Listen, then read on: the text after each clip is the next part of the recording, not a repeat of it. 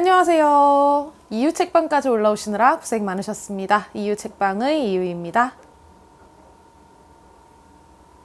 네, 여러분 안녕하세요. 이름이 바뀌었죠? 제가 사실 채널 이름을 바나의 다락방, 이유 책방, 이유의 다락방 정말 많이 고민을 했어요. 채널을 시작하기 전부터도 많이 고민을 했던 것인데 아무래도 바나란 이름보다는 이유라는 이름이 저의 본명과 가장 가깝기도 하고 원래 1순위였던 이름이었기 때문에 이제 좀 더 늦기 전에 채널명을 바꿔볼까 해서 오늘 채널명을 바꾸기로 결심을 했고요. 이제 바나가 아니라 이유라고 불러주시면 좋겠습니다. 네, 오늘 영상은 10월 독서 결산 영상을 또 가지고 왔어요. 이렇게 매달 제가 얼마나 책을 읽었는지 소개를 시켜드리는 게 과연 재밌을까 싶다가도 또 이 컨텐츠를 즐겨 봐주시는 분들이 계시는 것 같아서 지속하기로 결심을 했습니다. 그러면 제가 10월에 과연 어떤 책을 읽었는지 지금 바로 보여드리도록 하겠습니다. 첫 번째로는 마르셀 프루스트의 잃어버린 시간을 찾아서 4편 미음사에서 나온 책이고요. 제가 잃어버린 시간을 찾아서 계속 읽고 있다는 것 이제 알고 계시죠? 그래서 4편을 10월 달에 읽었고 11월 달에는 잃어버린 시간을 찾아서 5편을 읽을 예정인데요. 이게 4편 같은 경우는 이제야 조금 알겠더라고요. 왜 많은 작가들이 프루스트의 작품에 영향을 받았고 그렇게 프루스트를 좋아하는지에 대해서 조금은 이제 감이 오기 시작한 책입니다. 이제 정말 재밌다라고 느꼈었고요. 5편 빨리 읽고 싶다라는 생각이 들었어요. 그 다음은 자이언트 북스에서 나온 김초엽 작가님의 지구 끝의 온실을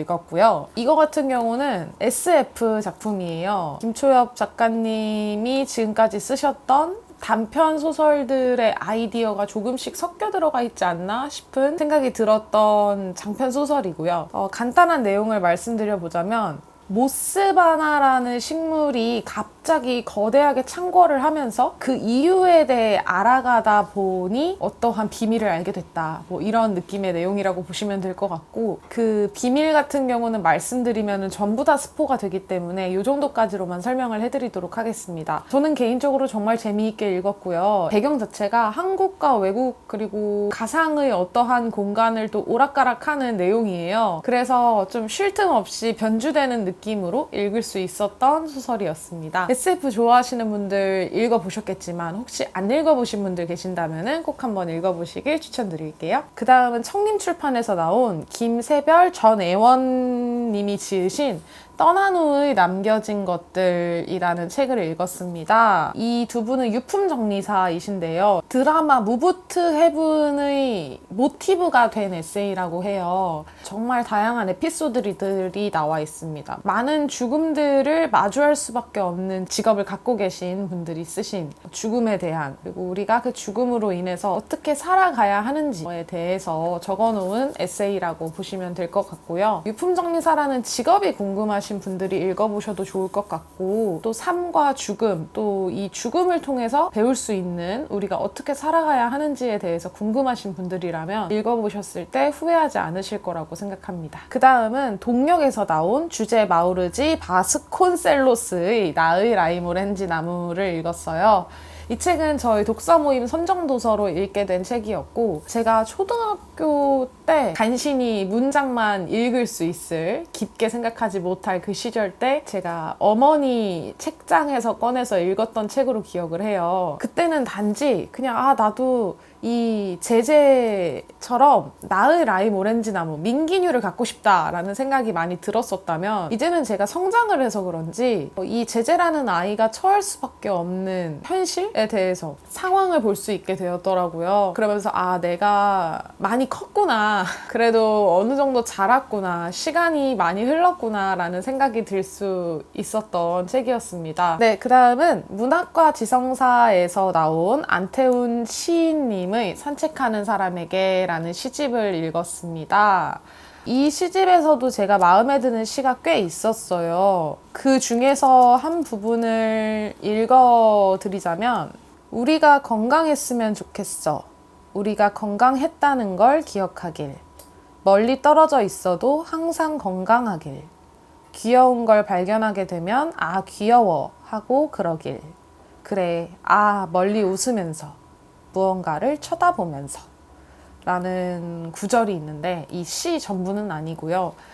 이런 식으로 이해하기 어려운 시집이 아니었습니다. 시를 처음 읽으시는 분들도 몇 부분, 몇 구절들은 정말 마음에 든다라고 생각하면서 읽을 수 있을 만한 시집이었고요. 산책하는 사람에게라는 제목이지만 산책에 대한 내용이 많이 나오지는 않았었다는 점. 하지만 정말 산책하면서 잠깐 앉아서 카페에서 커피 마시면서 한 편, 두 편씩 읽어 나가기에 참 무난했던 시집이었다라고 말씀드릴 수 있을 것 같아요. 네, 그 다음은 돌베개에서 나온 사이먼 크리스칠리의 자살에 대하여라는 책을 읽었습니다. 이것은 자살은 잘못된 것인가? 사람은 왜 자살하는가? 삶을 극복해 보려는 어느 우울한 철학자의 글쓰기라고 뒤에 적혀 있는데요. 자살을 왜 하는가? 자살은 무엇인가? 라는 질문으로 시작을 해서 우리 모두 염세주의자로 그냥 살자 라는 말로 마무리가 되고 있는 책입니다. 이 염세주의자로 살자라는 뜻은 뭐냐면요, 죽어서 뭐해, 죽어서 다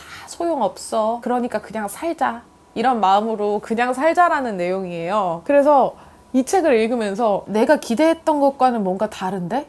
근데 내가 뭘 기대했던 거지? 정말 혼란이 막 왔었던 책이었어요. 네, 그 다음은 자음과 모음 출판사에서 나온 최진영 작가님의 일주일이라는 소설집을 가지고 왔는데요. 이게 소설집이라고 하기도 뭐하고요. 하나의 소설이라고 볼 수도 있을 것 같은 책이에요. 제목이 일주일이고 이 안에는 3가지 요일의 내용이 들어있습니다. 3가지 요일의 내용은 다 다른 내용이에요. 주인공들끼리 연관성도 없지만 이 제목 일주일이라는 거 하나만으로 하나의 소설로 봐도 무방할 것 같은 되게 신기한 느낌의 책이었는데, 최진영 작가님의 원래 기존의 제가 리뷰했던 이제야 언니에게 에서도 주인공이 청소년이었잖아요. 이 소설집에 나오는 주인공들도 전부 다 청소년입니다. 그래서 되게 쉽게 읽힌다라는 느낌이 있기도 있었고, 읽으면서 내가 읽는 것보다는 지금 한창 청소년기를 보내고 있는 여러분들이 읽어보시는 게 훨씬 좋지 않을까라는 생각이 들었던 소설집이었고, 이 앞에 각자의 속도로라고 작가님의 친필 사인이 들어있어요. 이 소설집에 있는 소설 중에 하나에서 그런 내용이 나와요. 내가 원하는 속도로 가고 싶다라는, 아무것도 내가 무엇을 하고 싶은지도 모르는 어른이 되고 싶진 않다. 그 부분을 읽으면서 저는 어른이지만 과연 제가 저만의 속도로 제가 가고 싶은 길을 가고 있는 것이 맞나? 라고 한번 제가 왔던 길을 뒤돌아볼 수 있었던 소설이었습니다. 네, 그 다음은 민음사에서 나온 제임스 조이스의 젊은 예술가의 초상이라는 작품을 읽었는데요. 예술이란 무엇인가? 이 안에 주인공이 진짜 예술을 위해서 가족도 버리고 국가도 버리고 모든 것을 버리고 단독으로만 살아가기를 택해요. 그런 것을 보면서 예술이라는 것이, 한 예술가가 예술 작품 하나를 만드는 것에 있어서 정말 그 가족이라던가 사회의 영향을 받지 않을 수 있는가라는 생각을 정말 많이 하게 되더라고요. 그러면서 저는 그렇지 않다라는 주의로 마음을 굳히게 되었습니다. 어떤 예술이건 그 예술가가 살아온 가정 환경이 굉장히 큰 영향을 미치기도 하고요. 그리고 어떤 사회상에서 살았냐에 따라서도 어떤 예술이 탄생되느냐가 굉장히 달라지기 때문에 예술가가 아닌 그냥 인간으로서도 우리와 연결된 공동체가 없다면 그 개인이 과연 무슨 의미가 있나라는 생각이 들더라고요. 그래서 예술, 그리고 한 개인에 대해서 정말 깊게 생각을 할 수 있게 해주었던 책이라고 할 수 있겠고요. 그 다음은 문학동네에서 나온 한강 작가님의 히라버 시간이라는 책을 읽었습니다. 제가 매번 얘기하지만요, 한강 작가님은 색채 표현이 정말 멋있어요. 색감을 표현하는 것에 있어서 정말 천부적인 재능을 갖지 않으셨나라는 생각이 들 정도로 색을 표현하는 부분이 너무 마음에 들었고, 히라버를 가르치는 눈이 멀어가는 남자와 히라버를 배우는 말을 잃어가는 여자의 만남에 대한 이야기입니다. 둘이 만나서 무언가를 하는 걸로 끝나지 않고요. 그냥 둘이 만나는 장면으로 끝이 나는 굉장히 특이하고 재미있는 소설이에요. 이제 앞으로 이 두 인물은 어떠한 삶을 살게 될지에 대해서도 무궁무진하게 생각할 수 있게 해주었던 소설이었고 정말 재미있게 읽었던 한강 작가님의 소설이었습니다. 네, 그 다음은 밝은 세상에서 나온 설재인 작가님의 너와 막걸리를 마신다면 이라는 책이고요. 이 책은 막걸리집에서 화장실을 통해 평행세계로 나아간다라는 내용이에요. 그래서 그곳에서 평행세계에 있는 나와 성별이 다른 똑같은 이름을 가진 한 인간에게 벌을 내린다? 그런 내용인데 제가 이 책에서 유독 마음에 들었던 점은요. 배경도 한국이고요. 모든 등장인물 내용도 한국이고요. 한국의 정서가 가득가득 담겨있는 내용이라는 점입니다. 보통 SF가 아니더라도 조금 판타지가 섞여 있는 책들 같은 경우는 주인공 이름이 한국적이지 않는 경우가 있거든요. 예를 들면 제가 너무 좋아하지만 아쉬웠던 점이 딱 그거였던 달러구트 꿈백화점 같은 경우 주인공 이름이 한국인이었어도 참 좋았을 텐데 팬이라는 이름으로 뭔가 외국 소설 같은 느낌? 그게 조금 아쉬웠는데요. 이 책 같은 경우는 일단 제목에서도 막걸리잖아요. 등산을 하다 내려와서 막걸리를 마시다가 평행세계로 가게 되는, 그리고 이 안에서 가장 큰 매개체가 되는 것 중에 하나가 또 탁구입니다. 등산과 탁구, 막걸리 뭐 이런 한국적인 정서들이 굉장히 많이 들어가 있는 책이어가지고 읽으면서 한국의 SF 문화는 밝구나. 앞으로 정말 더 좋은 SF 출판물들이 많이 나올 수 있겠구나 라는 기대감을 가질 수 있게 해주었던 책이었고요. 그 다음은 여수여행가서 구매를 했던 책이죠. 김림 작가님의 우울증과 홈파티라는 책이었고, 우울증에 대한 이야기, 그리고 이 우울증을 벗어나면서 주기적으로 홈파티를 여신대요. 그래서 이 홈파티에 관한 이야기들이 담겨 있기도 하고 에세이 형식이기 때문에 우울증과 홈파티가 메인이긴 하지만 그 외에 뭐 와인바를 여신다라던가 히말라야 등반을 하셨다던가 매일매일 적어놓은 일기들을 좀 잘 다듬어서 출판을 하신 듯한 느낌이었습니다. 그 다음으로 읽은 책은 현대지성에서 나온 데일 카네기의 자기관리론을 이북으로 읽었고요. 이 자기관리론 같은 경우는 독서 모임 선정도서여가지고 읽게 되었어요. 제가 자기계발서 잘 안 읽는 거 어느 정도 알고 계시죠? 이번 달에 유일하게 읽은 자기계발서이기도 하고 올해 들어서 읽은 유일한 자기계발서라고 할 수 있겠는데요. 책 내용은 정말 단순합니다. 스트레스를 덜 받는 법, 그러니까 걱정을 덜 하는 법, 이게 거의 주된 문제로 들어가 있어요. 저는 이걸 읽으면서 막 열심히 정리를 하면서 읽었는데 쓰다 보니까 너무 제가 다 아는 내용인 거예요. 그래서 이거 내가 너무 다 아는 내용인데 이걸 굳이 정리를 해야 될 필요가 있나 싶다가도 생각해보면 제가 너무 다 알고 있는 내용인데 실천은 하지 못하는 내용들인 거죠. 그래서 이래서 사람들이 자기계발서를 읽나? 아무리 뻔한 말이 적혀 있어도 읽고 나서는 행동을 바로 하게 되거든요. 그런데 알고만 있는다고 해서 평소에 항상 행동을 할 수 있는 건 아니기 때문에 자기계발서를 왜 읽는지 사람들이 읽는 것을 전혀 이해하지 못했었는데 조금은 이해를 할 수 있게 되었던 자기계발서라고 할 수 있겠습니다. 그 다음은 문학동네 시인선 이은규 시인님의 오래 속삭여도 좋을 이야기라는 시집을 또 읽었습니다. 제목이 오래 속삭여도 좋을 이야기이잖아요. 이 안의 시들도 오래오래 읽어도 너무너무 좋을 것 같은 이야기들이 들어있습니다. 마음이 따뜻해지는 시들도 있고요. 먹먹해지는 시들도 있고요. 그리고 나도 모르게 위로를 받게 되는 시들도 수록이 되어 있으니까 혹시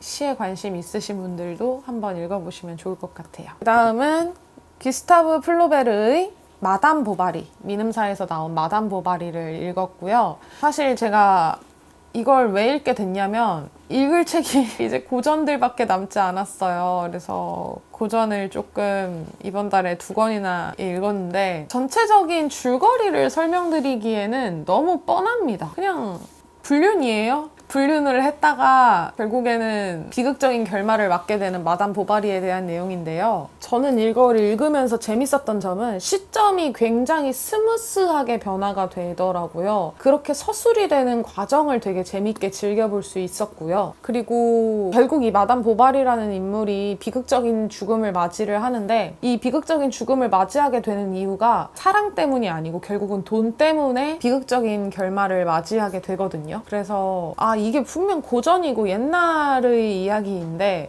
지금 현실의 이야기와 크게 다르지 않다라는 느낌을 받을 수 있어서 역시 고전은 고전인가? 라는 아직까지 이렇게 고전 문학으로서 세계문학 전집으로서 이렇게 우뚝 자리에 서 있다라는 게 이유가 있지 않나라는 생각이 들었던 마담 보바리였습니다.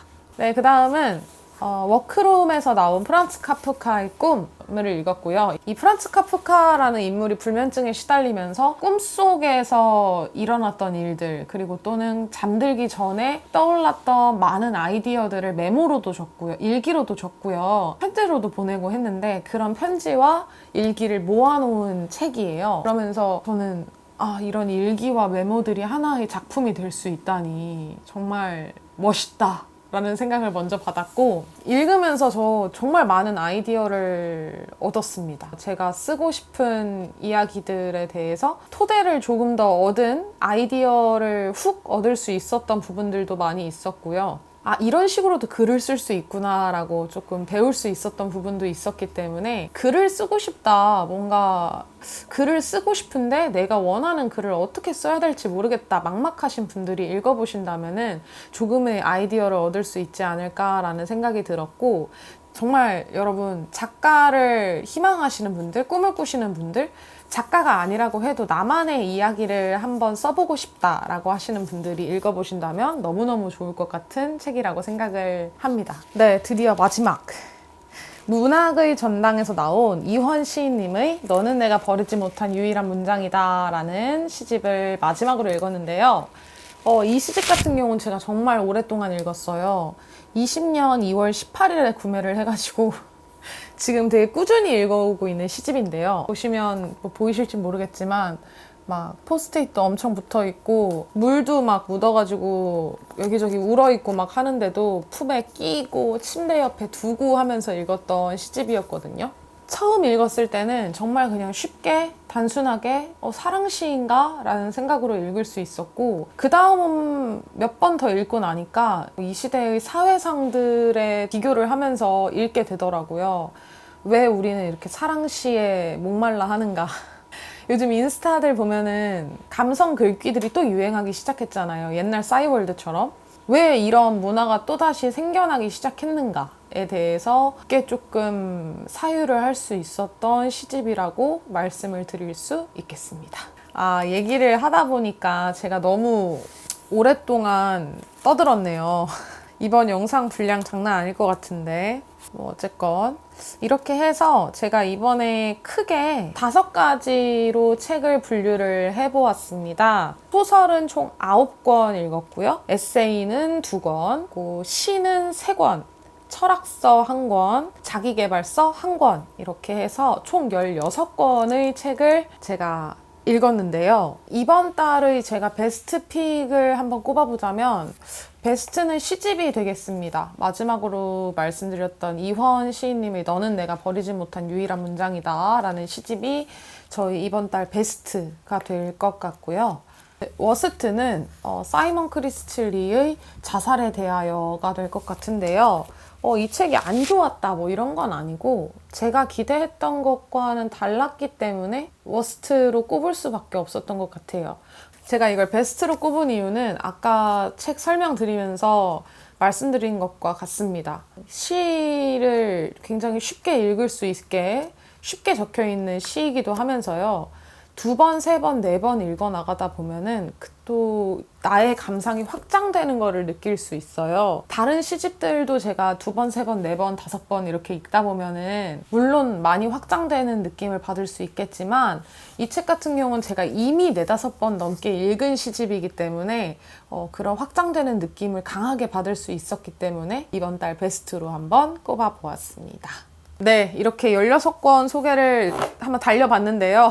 이번 달 혹시 저와 겹치는 책이 있으신 분들, 독서 모임 빼고 있으신 분들 한번 댓글 달아주시면 또 반갑게 감상을 나누는 시간 가지면 좋을 것 같고, 혹시 이번에 이런 책을 한번 읽어보셨으면 좋겠어요 라고 추천해 주실 만한 책이 있다면 역시나 댓글에 달아주시면 감사하도록 하겠습니다. 그러면 오늘 영상은 여기까지 할 거고요. 긴 영상 끝까지 봐주셔서 너무너무 감사합니다. 네, 영상 즐거우셨거나 유익하셨다면은 좋아요하고 구독하고 알람 설정 같이 한번 부탁드리고요. 그러면 다들 조심히 내려가세요.